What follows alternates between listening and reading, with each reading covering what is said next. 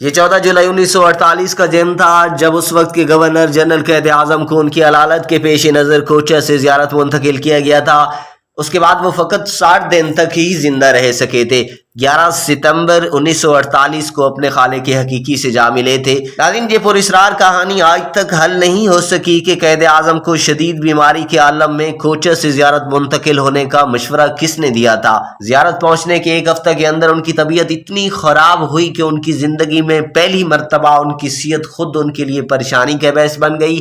اب تک ان کا خیال تھا کہ وہ صحت کو اپنی مرضی کے مطابق تابع رکھ سکتے ہیں، مگر 21 جولائی 1948 کو جب انہیں زیارت پہنچتے ہوئے فقط ایک ہفتہ گزرا تھا، انہوں نے یہ تسلیم کر لیا کہ اب انہیں صحت کے سلسلے میں زیادہ خطرات مول نہیں لینے چاہیے، اور یہ اب انہیں واقعی ایک اچھے طبی مشورے اور توجہ کی ضرورت ہے۔ جب ڈاکٹر الہی بخش نے جناح کو بتایا کہ انہیں تب دیکھ کا مرض لاحق ہے تو جناح نے جواب دیا، ڈاکٹر یہ تو میں 12 برس سے جانتا ہوں، میں نے اپنے مرض کو صرف اس لیے ظاہر نہیں کیا تھا کہ ہندو میری موت کا انتظار نہ کرنے لگے۔ اگر اپریل 1947 میں ماؤنٹ بٹن، جواہر لال نہرو یا مہاتما گاندھی میں سے کسی کو بھی اس غیر معمولی راز کا علم ہو جاتا، جو راز ممبئی کے ایک مشہور طبیب ڈاکٹر JAL پٹیل کے دفتر کی تجوری میں انتہائی حفاظت سے رکھا ہوا تھا، تو شاید ہندوستان کبھی تقسیم نہ ہوتا اور آج ایشیا کی تاریخ کا دھارا کسی اور رخ پر بہہ رہا ہوتا۔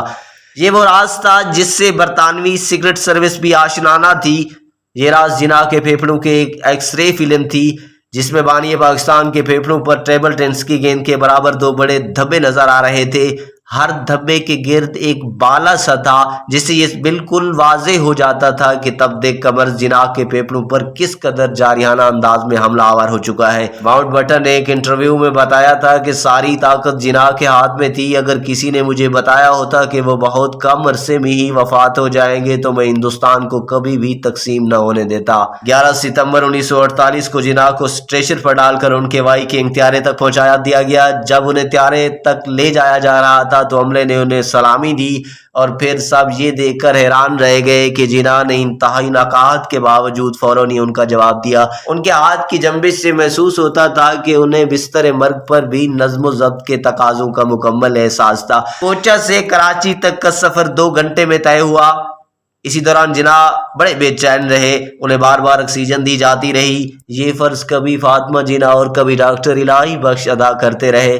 طیارہ جناح کو لے کر سپیر 4:15 بجے ماڑی پور کے ایئرپورٹ پر اترا۔ گورنر جنرل کے سٹاف نے انہیں اسٹریچر پر ڈال کر فوجی ایمبولینس میں منتقل کیا گیا۔ جناح کی ایمبولینس نے ابھی فقط 4 میل کا فاصلہ طے کیا ہوگا کہ اس کے انجن کا پیٹرول ختم ہونے کے باعث ایک جھٹکے سے بند ہو گئی۔ اس کے ساتھ ایمبولینس کے پیچھے پیچھے آنے والی کاریں، سامان بردار ٹرک اور دوسری گاڑیاں بھی رک گئیں۔ قید کی حالت اس قابل نہیں تھی کہ راستے میں بلا وجہ ایک لمحہ بھی ضائع کیا جاتا۔ ڈرائیور 20 منٹ تک انجن کو ٹھیک کرنے کی جدوجہد کرتا رہا مگر ایمبولینس ٹھیک نہ ہو سکی۔ ادھر ایمبولینس میں شدید حوث کا عالم تھا، سانس لینا بھی دشوار ہو رہا تھا۔ اس بے چینی میں سینکڑوں مکھیاں تھیں جو جناح کے چہرے کے ارد گرد منڈلا رہی تھی اور ان میں انہیں اڑانے کی سکت نہ تھی۔ فاطمہ جناح باری باری انہیں گتے کے ایک ٹکڑے سے پنکھا جلتی رہیں۔ ہر لمحہ بڑی اذیت میں گزر رہا تھا۔ اس موقع پر امر انتہائی تعجب خیز ہے کہ دارالحکومت میں کسی نے یہ جاننے کی زحمت بھی نہ کی کہ جناح 4:15 بجے ایئرپورٹ پر اترنے کے باوجود ابھی تک گورنر جنرل ہاؤس کیوں نہیں پہنچے، ان کا قافلہ کہاں ہے، ان کی طبیعت کیسی ہے۔ خدا خدا کر کے کرنل نولز اور ڈاکٹر مستری ایک دوسری ایمبولینس لے کر واپس آئے۔ جناح کو اسٹریچر پر ڈال کر ایمبولینس میں منتقل کیا گیا اور یوں شام 6:10 پر وہ گورنر جنرل ہاؤس پہنچے۔ ایئرپورٹ سے رہائش گاہ تک 9 میل کا فاصلہ جو زیادہ سے زیادہ 15-20 منٹ میں طے ہو جانا چاہیے تھا، تقریباً 2 گھنٹوں میں طے ہوا، یعنی 2 گھنٹے کوچہ سے کراچی تک اور 2 گھنٹے ایئرپورٹ سے گورنر جنرل ہاؤس تک۔ گورنر ہاؤس پہنچنے کے بعد جناح فقط 4.25 گھنٹے زندہ رہے اور اسی دوران وہ تقریباً آلودگی کے عالم میں رہے۔ ڈاکٹروں نے انہیں طاقت کا ایک انجیکشن لگایا اور ڈاکٹر الہی بخش کے بقول جب انہوں نے ہوش میں آنے پر جناح سے کہا کہ وہ جلدی ٹھیک ہو جائیں گے تو انہوں نے آستگی سے کہا، نہیں میں زندہ نہیں رہوں گا۔ ڈاکٹر الہی بخش کے مطابق یہ قائد اعظم محمد علی جناح کے آخری الفاظ تھے۔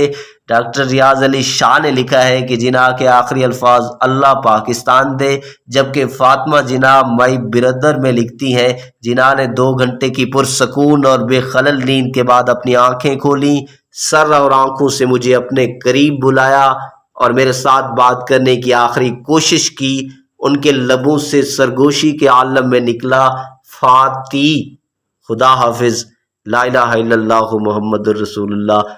پھر ان کا سر دائیں جانب کو آستگی سے ڈھلک گیا اور ان کی آنکھیں بند ہو گئیں۔ ناظرین، ہماری اس کہانی کے بارے میں ایک کومنٹ ضرور دیجیے گا۔ ہاں، اگر ابھی تک آپ نے ہمارا چینل سبسکرائب نہیں کیا تو پلیز ہمارے چینل کو ضرور سبسکرائب کیجیے گا۔